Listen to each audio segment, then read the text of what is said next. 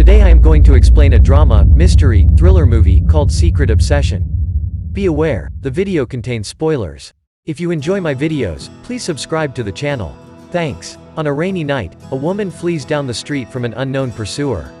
She tries to call a number in a phone booth, but gets no answer. She then runs inside a public toilet to hide. As the unknown man enters, she manages to escape from the bathroom. She tries to get in her car, but the car is locked. She smashes the window with a rock and enters the vehicle. The vehicle is attached to the pursuer's car, so she can't move with it. The woman exits the vehicle and runs to the road where a man hits her. Several other people get there to help. The woman is unconscious and not answering, so they call 911.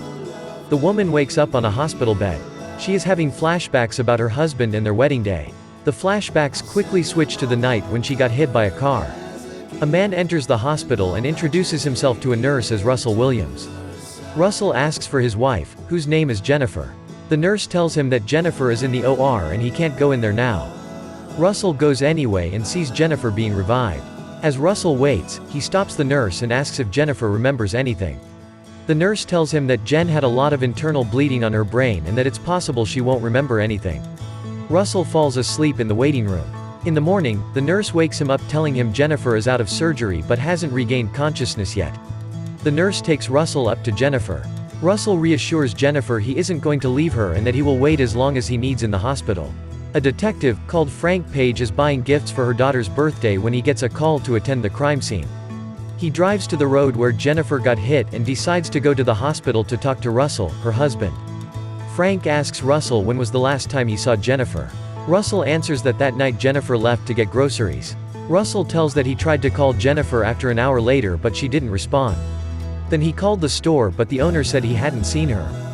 Frank then asks if they had problems with each other, but Russell tells Frank they just got married and there were no problems. Frank also tells Russell that the car she left with is missing and there are no reports about it so far. Frank drives home and wraps the gifts for his daughter, but as soon as he finishes, he starts crying. We see a closet full of unopened gifts and the voice coming from the TV tells that a 10-year-old girl, named Hannah Page, went missing. Jennifer finally wakes up so Russell can see her. The doctor tells Russell that Jennifer has severe brain damage and she won't be able to recall episodic memories. She will still remember things like her childhood and name, but she won't be able to remember Russell. The doctor promises they are going to get there eventually, but it takes a long time. Jennifer tells Russell she doesn't remember anything about the night she got hit. Russell tells her that he is going to be there for her and go through everything with her. Frank questions the man who hit Jennifer and asks if he saw anybody else there. He answers no, but he tells Frank he saw a white pickup pulling another car. Frank tells his boss that someone dropped her off there or someone took her car. Either way, someone else was there. Before we switch back to the hospital, we see a man sit down at Frank's table called Jim Kahn. Russell shows pictures and tells stories about their life to Jennifer. They are having a good time when Jennifer asks if he talked to her parents already. Russell tells her that her parents passed away a few years ago in a house fire. Russell thought she remembers, but she forgot that as well. Jim Kahn comes to the hospital and asks about Jennifer. They won't let him see her as only close relatives are allowed to visit. Kahn leaves flowers for her and as he walks away, we see Russell looking at him through a door. Jennifer gets better and better every day to the point where she can eat normally and use the wheelchair confidently. The nurse tells Jennifer she shows improvements in every way, including her memories. Russell takes Jennifer to a beautiful, big house, which he says is their house. As Jennifer is looking at the fireplace, she gets a flashback about the pursuer being there with a knife. Russell asks what's wrong, but she isn't answering. Jennifer tells Russell how quiet the place is. Russell tells her it is because the nearest neighbor is a mile away. Russell is preparing food when Detective Frank calls him. Russell heads outside to talk and Jennifer goes to the balcony as well to listen to the conversation. Frank tells him they haven't found Jennifer's car yet, but one of the witnesses, Jim Kahn, saw the white pickup truck's plate. Frank asks Russell to bring Jennifer to the police station to let Frank talk to her. Russell tries to deny the request but agrees to take her to the station the next day. Jennifer asks what is going to happen on the next day and Russell lies to her that he needs to go to work. Jennifer asks if the workplace is okay with her taking time off, but Russell tells her she quit her job before the wedding because they decided to start a family. Jennifer realizes she has no family and job left, so she asks Russell about her friends. Russell tells her that they don't meet up as much as they used to, but they were asking about her when she was in hospital. Russell reaches for Jennifer's hand. She holds Russell's hand but she seems uncomfortable.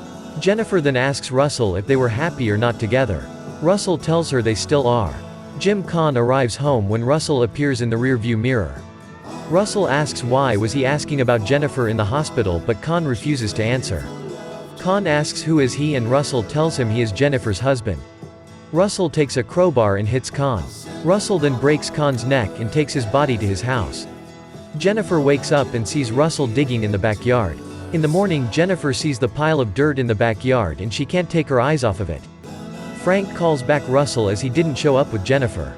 Russell isn't responding, so Frank asks his colleague to trace his number. Frank drives to the hospital and asks the nurse for his address, since he isn't in the police database. The nurse gives the address Russell gave them and asks Frank to tell Russell to call the hospital back for appointment since they can't reach his phone as well. Jennifer is looking at their pictures when she notices that on one of the pictures, Russell's hair looks different in the mirror. She decides to go down the stairs even though she isn't strong enough to walk on her own. She manages to get down but she is in great pain. She takes a look at their wedding photo and she finally notices that someone chose the cheapest option available on Fiverr for Photoshop. She then tries to look for clues and access Russell's computer. Russell comes home and she quickly closes the laptop. Russell gives her a phone, which is in a gift box, for whatever reason. The phone has no signal, since they live in the mountains. Frank goes to the address which he got from the hospital.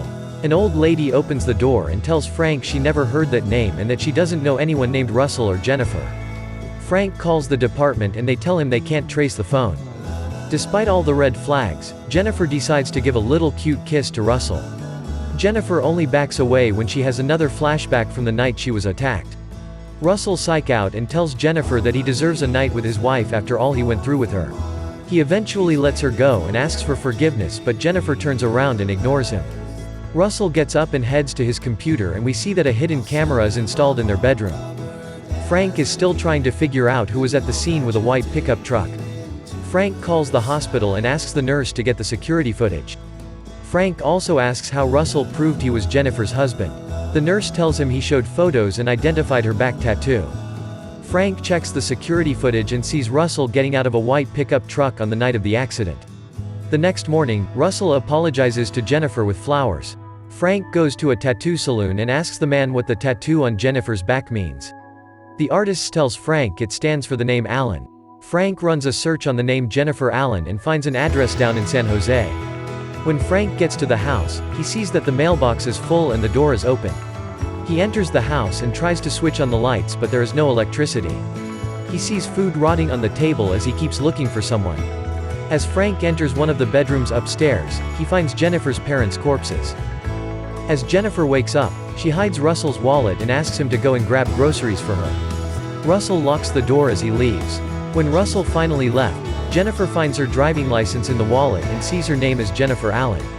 She grabs a hairpin and shames the lockpicking lawyer as she manages to open the door with only one hand and one hairpin. Frank heads to Jennifer and Russell's previous workplace where one of the employees tells him they left the company before the wedding. Meanwhile, Jennifer guesses the password for Russell's computer and finds the unedited photos of her and her real husband. The employee shows a picture of Jennifer and the real Russell to Frank. Frank spots the man who took Jennifer from the hospital and asks who he is. The employee tells Frank that the man is Ryan Garrity. Ryan Garrity left the company few months ago since he broke the nose of his employer. The employee gives the contact info to Frank and a note that the real Russell wrote to Jennifer before they left. Jennifer isn't the sharpest tool in the shed, but she finally remembers the events and recognizes her attacker as Ryan. Jennifer tries to access the internet but the cables are cut. Ryan realizes he left his wallet at home and heads back. Jennifer takes her jacket and heads outside to look for signal. She takes off the back of her phone and sees that the battery is melted. We learn that Ryan isn't really good at hiding things as Jennifer heads to the garden and stumbles on a hand sticking out of the ground. Ryan comes and hits her on the head with a rock and carries her upstairs. Jennifer wakes up and still doesn't understand what's happening and asks Ryan about the internet and her phone. I think she might lost a chromosome on the way to the hospital. Ryan gives her a medicine which she takes without much resistance. Jennifer asks Ryan who is he and what did he do to her husband. Ryan chains her to the bed and leaves. As Ryan is buying tools, he meets the nurse. The nurse tells Ryan about the detective and Ryan speeds off. Jennifer wakes up and takes off the chains. She takes a hairpin and battles her biggest enemy, the stairs. She manages to get the upper hand and heads to the kitchen to wrap her leg in duct tape. She finds her old phone in her car in the garage. The phone is still charged and turned on after several weeks. Ryan enters the garage and Jennifer hides in the back. Ryan opens the trunk where we see the real Russell's body. Jennifer heads back upstairs and lays in the bed. Ryan is about to discover that Jennifer isn't chained to the bed anymore when the doorbell rings. Frank is at the gate and Ryan opens it for him. Jennifer gets down and sees Frank on the other side of the window. Jennifer asks for help from Frank. Frank, instead of asking for backup, goes to the back door where Ryan hits him on the head. Ryan takes Jennifer back upstairs and locks the door on her. He also locks up Detective Frank in the freezer. Jennifer heads outside to look for signal, but she forgets her life is in danger and watches videos on her phone instead. Ryan comes back and ties her up. Jennifer tells Ryan she wants to live and Ryan starts telling her the story how he met her. Ryan was basically stalking Jennifer for years and became obsessed with her. He tells her that he killed her parents and husband. Ryan planned to kill Jennifer as well, but she lost her memories and he saw it as a chance. Ryan leaves the room and Frank wakes up in the freezer. Ryan takes Frank's car inside the garage. Ryan goes back to Jen. Jen pretends to understand Ryan and asks him to get her something to drink. Jennifer grabs a lighter from the ground and burns the rope. By the time Ryan gets back, she isn't in her bed. She hits Ryan from behind with a vase, takes his keys and locks him in the room. Jennifer goes 1 versus 1 with the stairs but she loses, while Ryan tries to break the door. Ryan finally breaks the door and Frank also manages to escape from the freezer. Although Jennifer took Ryan's keys, she decides to walk instead of driving, as she believes in an emission-free lifestyle. Jennifer is still looking for signal in the woods as Ryan chases after her. Frank is also in the woods. Jen decides to go full Scooby-Doo and throws a rock to distract Ryan. She manages to hit him on the back with a branch but Ryan quickly knocks her to the ground. Ryan is about to shoot Jen when Frank appears out of nowhere and takes Ryan to the ground. Jen takes the gun and shoots Ryan twice. Ryan collapses and Jen runs to hug Frank. 3 months later, Frank is packing up his stuff when Jen visits him. Frank gives the letter he found earlier to Jen. In the letter, the real Russell expresses his love to Jen. Jen drives away with a smile on her face, like the murder of her loved ones and the kidnapping never happened. Thank you for watching. If you enjoyed this recap, please consider subscribing.